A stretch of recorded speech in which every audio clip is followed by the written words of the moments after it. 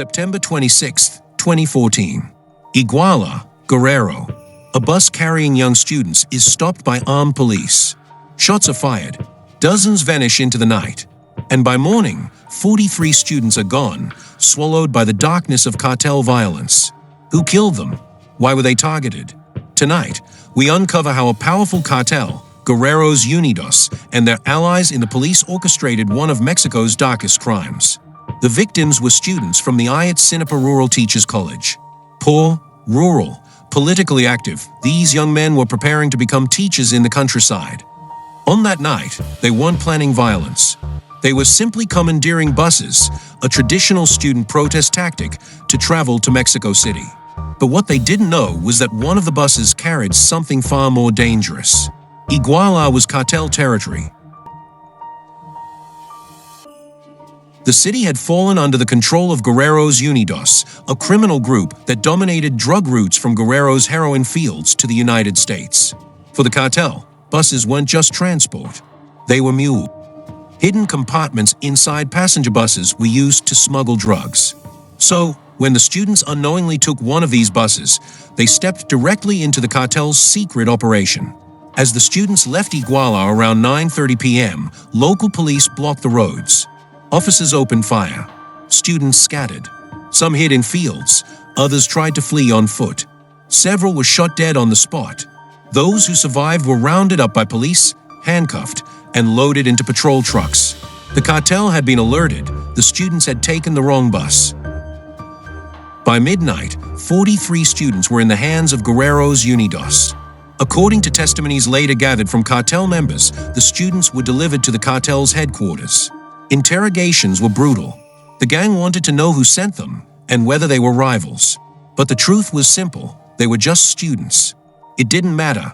To the cartel, they had threatened a multimillion-dollar drug pipeline. The order was given: eliminate them. That night, the 43 were executed. Some shot, others beaten to death. Their bodies were taken to a garbage dump in Cocula. There, they were burned in large pyres, their remains shattered and scattered in a river to erase every trace. By morning, families were already searching for their sons. But instead of help, they faced silence. Why? Because the cartel didn't act alone.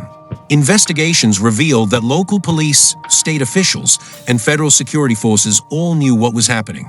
Some even coordinated with the cartel in real time. Phone records later showed cartel members exchanging messages with police officers throughout the night.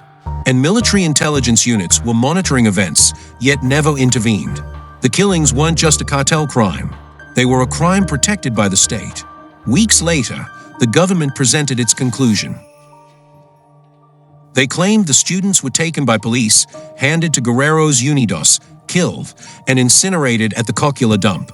This explanation was declared Mexico's historic truth.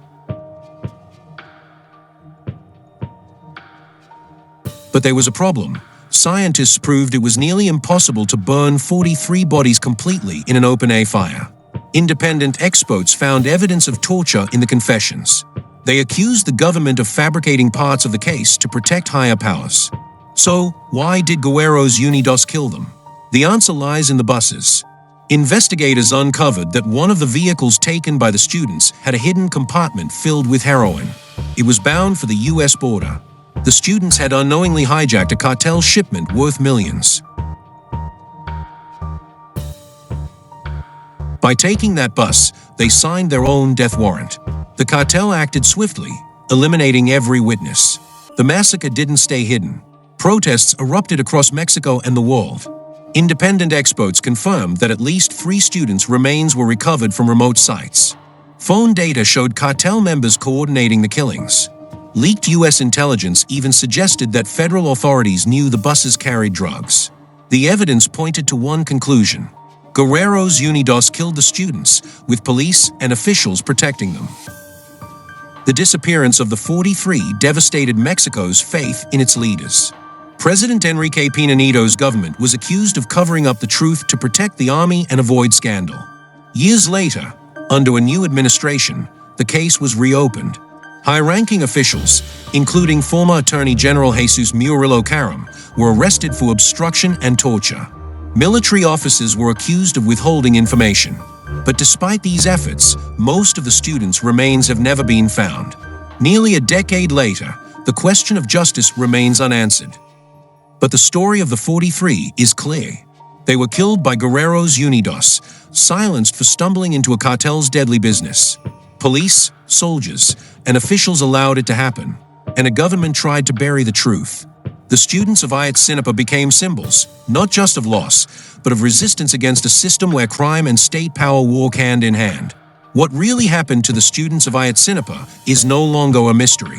The cartel killed them, but the silence of the state allowed it. This crime continues to haunt Mexico, a reminder of what happens when corruption, crime, and power intertwine. What do you think? Will the full truth ever come out? Share your thoughts in the comments, and don't forget to subscribe for more investigations that reveal the hidden stories behind the headlines.